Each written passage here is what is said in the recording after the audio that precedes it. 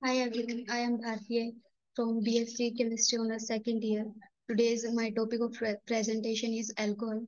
Alcohols are considered as the hydroxy derivative of aliphatic hydrocarbons.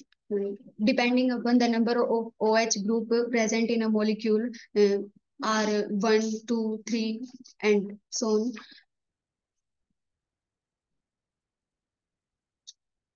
Monohydric Monohydric alcohols are those alcohols which contains only one OH group in the molecules. These are classified monohydric alcohols, dihydric alcohols, and trihydric alcohols. Dihydric alcohols are those which contains two hydroxyl groups, and trihydric alcohols are those which contain three OH groups in the molecule. Monohydric are further classified into aliphatic, aliphatic monohydric alcohols and aromatic hydric.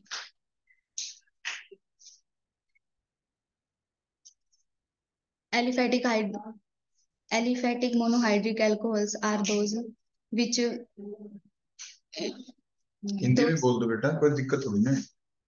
जैसे आप comfortable हो ना वैसे बोलो, ठीक है बेटा? बोलो बेटा शब्द। aliphatic aliphatic मोनो एलिफेटिक वो होते हैं जो जिसमें OH ग्रुप अटैच होता है कार्बन एलिफेटिक कार्बन चेन से and aromatic hydro monohydric alcohols वो होते हैं which contain in which OH group is in the side of the carbon chain.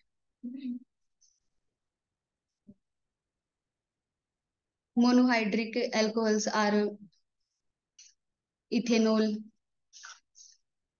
propanol, and methanol. Monohydric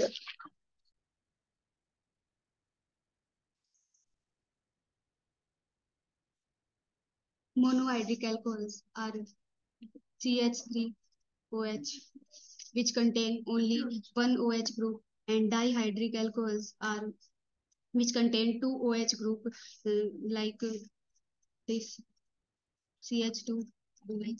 These are ethylene glycol and जो trihydric alcohols वो होते हैं जो कि तीन OH ग्रुप को कंटेन करते हैं, जैसे कि glycerol. The formula of glycerol is ये glycerol. And monohydric are further classified in primary alcohol, secondary alcohols, and tertiary alcohols. Primary alcohols are those which contain only one alkyl group in the compound. Secondary alcohols वो होते हैं जो कि दो alkyl group को contain करते हैं अपने कंपाउंड के अंदर. एंड टर्सरी अल्कोहल्स वो होते हैं जो कि तीन मिथाइल ग्रुप को कंटेन करते हैं कंपाउंड के अंदर. एंड हम इनके एसिडिक नेचर की बात करें तो प्राइमरी अल्कोहल्स जो वो ज्यादा एसिडिक होते हैं as compare to tertiary alcohols के, क्योंकि इनमें जो है क्योंकि इनमें CH3 जो एल्काइल पार्ट होता है वो ज्यादा हो जाता है सेकेंडरी में और टर्सरी में. तो इलेक्ट्रॉन रिलीजिंग इंडक्टिव इफेक्ट जो है सेकेंडरी अल्कोहल्स में और टर्सरी अल्कोहल्स में ज्यादा हो जाता है. इसीलिए जो एसिडिक नेचर होता है वो प्राइमरी अल्कोहल्स का ज्यादा होता है एज कंपेयर टू सेकेंडरी और टर्सरी.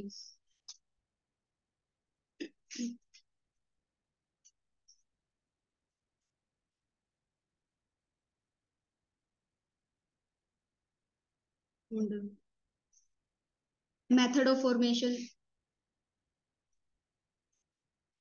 ये हम कैसे कैसे बना सकते हैं, तो हम रिडक्शन ऑफ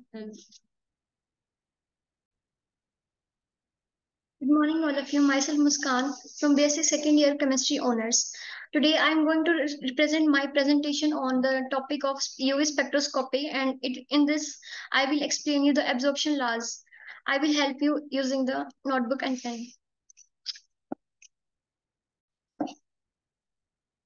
आज हम यूवी स्पेक्ट्रोस्कोपी के जो एब्जॉर्प्शन लॉज होते हैं उनको डिफाइन करेंगे अच्छे से। तो सबसे पहले यहाँ पे हमारे पास आता है कि मतलब क्वेश्चन अराइज होता है कि यूवी स्पेक्ट्रोस्कोपी होता ही क्या है। ये हमारे पास एक एब्जॉर्प्शन की टेक्निक है और इसमें जो रेंज होती है यूवी रीजन की तो होती है 200 से 400 नैनोमीटर में होती है। और अगर हम इसकी बात करें, ये कहता है कि एब्जॉर्प्शन ऑफ लाइट, लाइट का absorption by on the matter, matter के ऊपर यूवी स्पेक्ट्रोस्कोपी का एब्जॉर्प्शन कितना होता है, ये हमें बताता है यूवी स्पेक्ट्रोस्कोपी की हेल्प से। तो इसके जो लॉज आ जाते हैं, फर्स्ट आ जाता है बियर्ड्स लॉ, इसको कहते हैं बियर्ड्स लॉ। तो इसमें बताता है जो व्हेन हम किसी भी हम मोनोक्रोमेटिक सोर्स, कोई भी हम सब्सटेंस लेते हैं, उस पे अगर हम मोनोक्रोमेटिक सोर्स लग की लाइट को एमिट करवा देते हैं, तो उसमें जो एब्सॉर्प्शन होता है वो डायरेक्टली प्रोपोर्शनल होता है उसकी कंसंट्रेशन के। तो हम इसको अगर मैथमेटिकली लिखते हैं, अगर हम इसको, तो ये बन जाता है log I naught upon I. ये जो है डायरेक्टली कंसंट्रेशन के प्रोपोर्शनल होता है। ठीक है, ये हमारी इक्वेशन 1 बन जाती है। सेकंड लॉ हमारे पास आता है लैम्बर्ट्स लॉ। ये हमें बताता है कि when a monochromatic source of light is emits on a substance, same हमारे पास मोनोक्रोमेटिक लाइट को ही लेंगे हम इसमें, तो इसमें बोल देता है ये एब्जॉर्प्शन जो है वो डायरेक्टली प्रोपोर्शनल हो जाता है लेंथ के। तो हमारे पास ये इक्वेशन 1 बन गई। फिर हमारे पास थर्ड आ जाता है combination of Beard's law and Lambert's law। इसमें हम इसको, इसका यूज करेंगे और इसका यूज करेंगे, तो हमारे पास ये बोल देता है कि जो log I naught upon I है वो हमारे पास सी यहाँ से लिया हमने और एल हमने यहाँ से लिया, इसकी डायरेक्टली प्रोपोर्शनल है। तो यहाँ पे हम प्रोपोर्शनल का साइन हटाने के लिए आई नोट अपॉन आई बन जाएगा, एप्सिलॉन नोट का साइन आ जाएगा ये। हम इसको एप्सिलॉन नोट ना बोल के मोलर एक्सटेंशन कांस्टेंट बोलते हैं, एक्सटेंशन कांस्टेंट। इस पूरे को हम ए से भी रिप्रेजेंट कर सकते हैं जो कि होता है एब्जॉर्प्शन। और एक यहाँ पे टर्म आ जाती है हमारे पास परसेंटेज ट्रांसमिशन, जिसको हम बोलते हैं आई नोट अपॉन आई।